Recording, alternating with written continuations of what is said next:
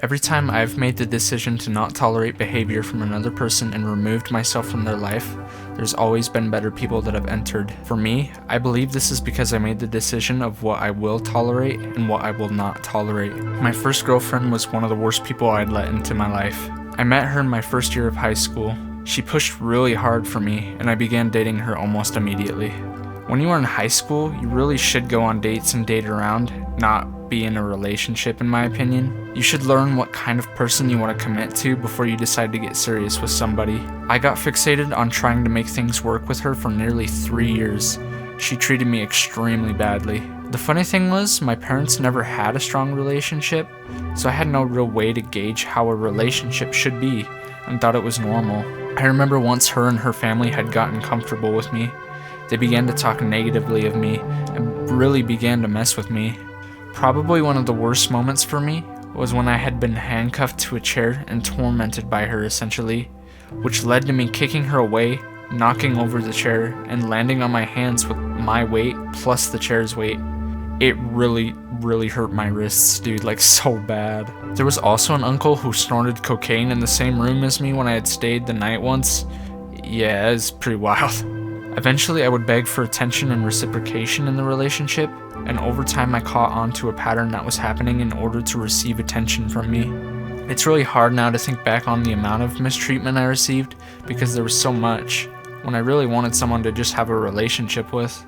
With all that time and affection invested into a 3-year relationship, I decided to break up with her. By the end, I was so over the patterns that the person had put me through, I had no emotional reaction to the end of the relationship.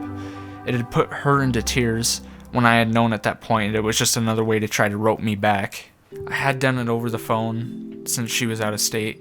I'm kind of embarrassed to admit that, but I was a kid. But immediately after doing it, I felt a huge load lift off of my shoulders.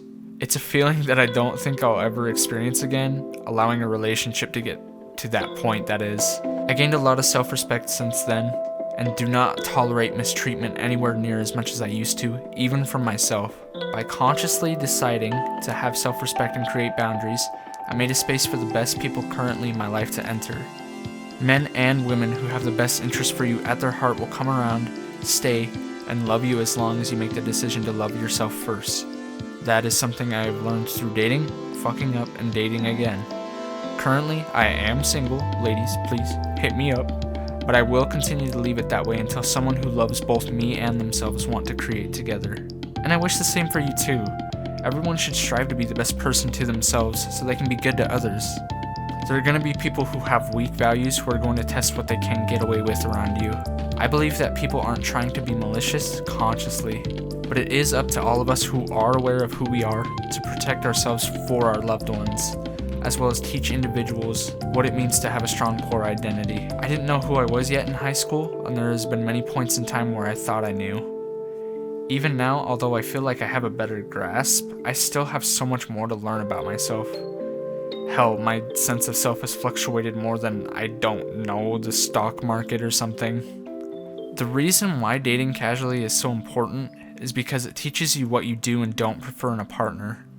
We tend to get attached to partners so quickly out of fear of missing out on love. You can't miss out on love. Love comes from the self, which is why it is so important to find yourself the most that you possibly can before you enter a relationship.